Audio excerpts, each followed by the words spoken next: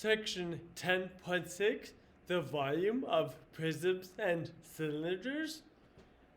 So remember back in area was the amount of non-overlapping squares that filled an object in two-dimensional on that plane. So volume would be the amount of non-overlapping. So again, that idea of non-overlapping, but now they're unit cubes. So another three-dimensional object, how many of those fit into this space contained within a three-dimensional object? Now, in the last couple of sections, there was some friction about finding surface area. And there's bound to be some friction when you're using two-dimensional formulas to talk about three-dimensional shapes. Volume is a three-dimensional formula talking about a three-dimensional shape. So it fits much more smoothly. Okay? Now, area, if you took a line segment and then you kind of stretched it over an interval and said, okay, as I stretch it, how much of a footprint do I leave? So this line segment,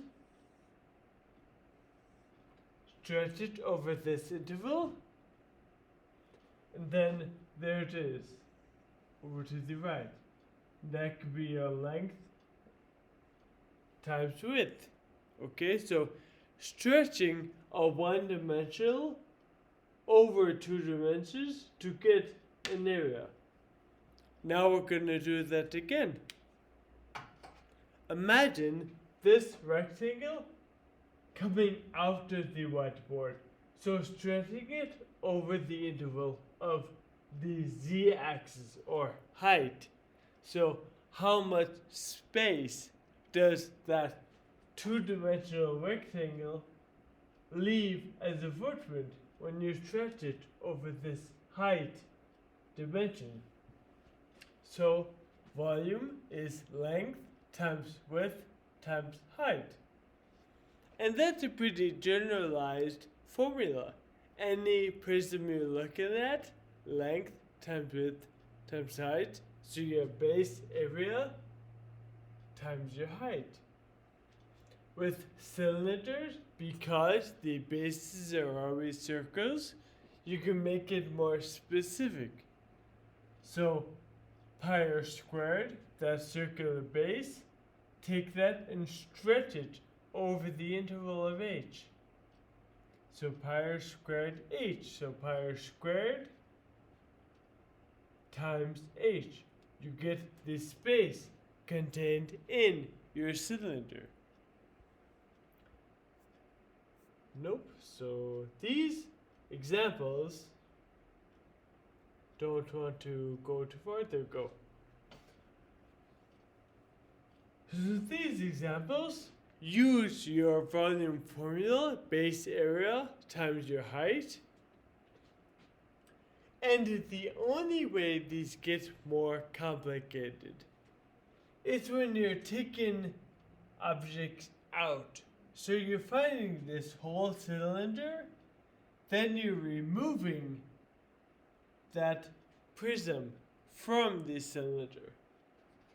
So you want to find the volume of the cylinder, the volume of the prism, and subtract the two. So this prism has a half a diagonal of 3. So I think that's right there. Well, it also be 3 because it's half the diameter of your cylinder. So half that is 3, the other half also 3. So this triangle, if you pull it out,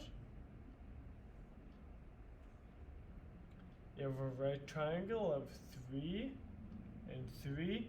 And because we know how these properties work from chapter, I think,